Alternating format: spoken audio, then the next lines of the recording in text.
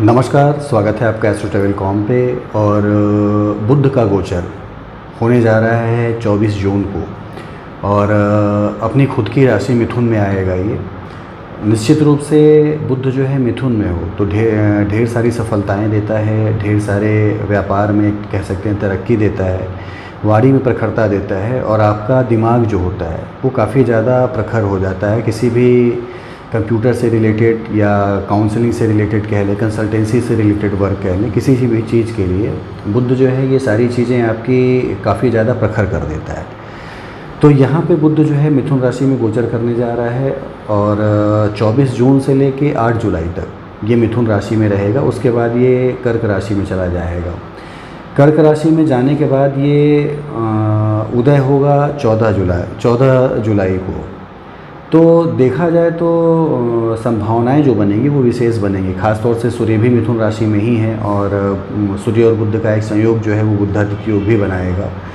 तो परिणाम तो बेहतर मिलेंगे, लेकिन सभी राशियों को इसके परिणाम बेहतर नहीं मिल पाएंगे। कुछ राशियां ऐसी हैं जिनके लिए कि इसके परिणाम जो हैं वो थोड़ा आशानुरूप नहीं रह सकते हैं, कह सकते हैं। थोड़ा जो है उनको उस तरह के प्रतिफल नहीं मिलेंगे जिसकी उन्हें उम्मीद है।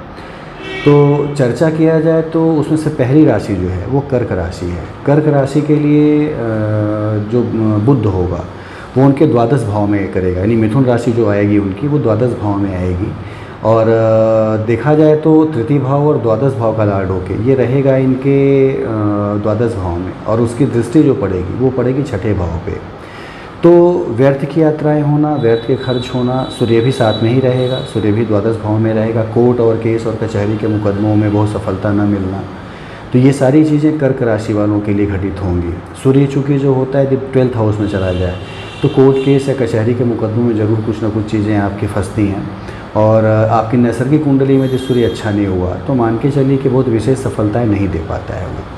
तो सूर्य को मजबूत करें, बुध को मजबूत करें और कुंडली में देखें कि सूर्य और बुध का जो बुधादित्य योग है वो कितना आपका मजबूत है, यानी डिग्री वाइज कितना मजबूत है।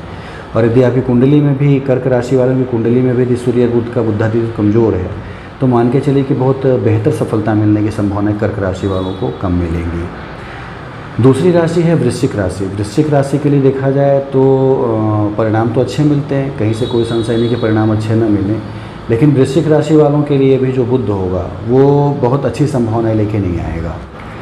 वृश्चिक राशि वालों के लिए बुध जो होगा वो 11वें और 8वें भाव का लॉर्ड होता है और अष्टम में ही गोचर करेगा। यहाँ पे सूर्य पहले से मौजूद रहेगा। तो सूर्य और बुध का बुधादित्य योग अष्टम भाव में आपको गुप्त धनों के लिए हो सकता है लाभकारी हो जाए, लेकिन फिर भी देखा जाए तो आपके जो एक समाज में स्थिति है, आपके परिवार में जो स्थिति है उसमें कहीं ना कहीं से कमी लाने का प्रयास करेगा ये योग। उसकी जो समृद्ध दृष्टियाँ हैं सूर्य और बुध की आपके पारिवारिक भाव द्वितीय भाव पे पड़ेंगी और द्वितीय भाव जो होता है वो आपका पारिवारिक भाव है, आपका वाणी का भाव है। तो ये सारी चीज़ें प्रभावित होंगी आपकी और बहुत विशेष जो है पारिवारिक जो उन्नति आपकी नहीं होने देंगे यहाँ से बैठ के दोनों ग्रह। परिवार में कलह की भी संभावनाएं बढ़ेंगी। खासतौर से आपकी वाणी को ले लें, आपके एक ऊर्जा को ले लें, उससे संबंधित कुछ ऐसे कार्य आप करेंगे कि परिवार में कलह बढ़ने की संभावनाएं भी बढ़ेंगी। तो देखा जाए तो वृश्चिक राशि के लिए भी बुध जो है बड़ा ही एक कह सकते हैं अच्छा प्रतिफल लेके नहीं आ रहा है गोचर।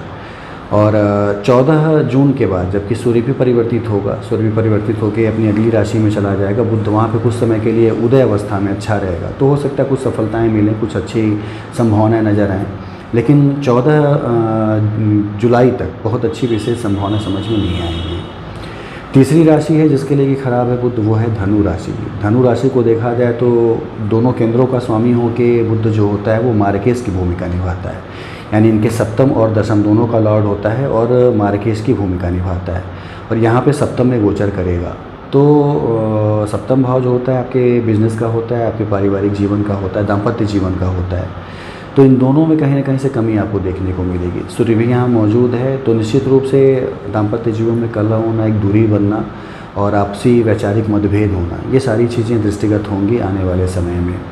जब तक कि सूर्य यहाँ पे मौजूद है, सूर्य जब परिवर्तित होगा तो बुध फिर आपको अच्छे फल देगा यहाँ पे। हालांकि केंद्राधिपति 2 से पीड़ित होता है, मार्केश भी हो जाता है आपके लिए, तो बहुत संभावनाएं तो नहीं बनाता है, लेकिन फिर भी सूर्य से अलग होने के बाद कुछ अच्छी संभावनाएं आपको दे सकता है।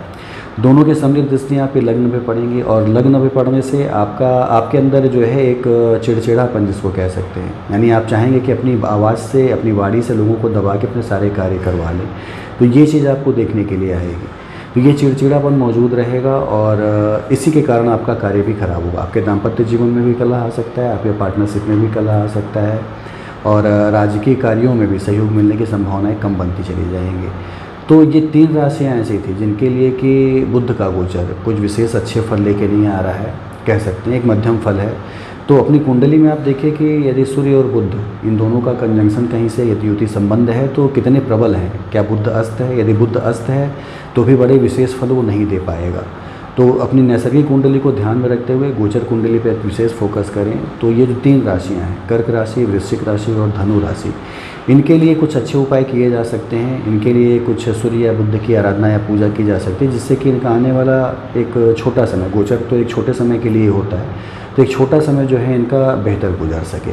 ख़ासतौर से सूर्य और बुध जब संयुक्त रूप से हों और मजबूत ना हो तो सूर्य को अर्घ देना, गणेश जी की पूजा करना, ये 2 उपाय ऐसे हैं जो कि सूर्य और बुध को बड़े ही प्रबल कर देते हैं। खासतौर से बुधवार को जरूर गणेश मंदिर जाएं, उन्हें दूध चढ़ाना और लड्डू चढ़ाना बेसन के बने हुए एक विशेष फलकारी होता है और सूर्य को लगातार अर्घ दें। तो निश्चित रूप से इन ग्रहों के दोषों का शमन होता है और पारिवारिक जीवन कह लें या व्यापारिक जीवन कह लें या ओवरऑल एक जीवन की बात कर लें तो सभी में कहीं ना कहीं से सुख और संपन्नता आती है।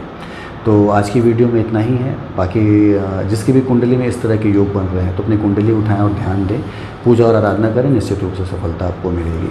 धन्यवाद।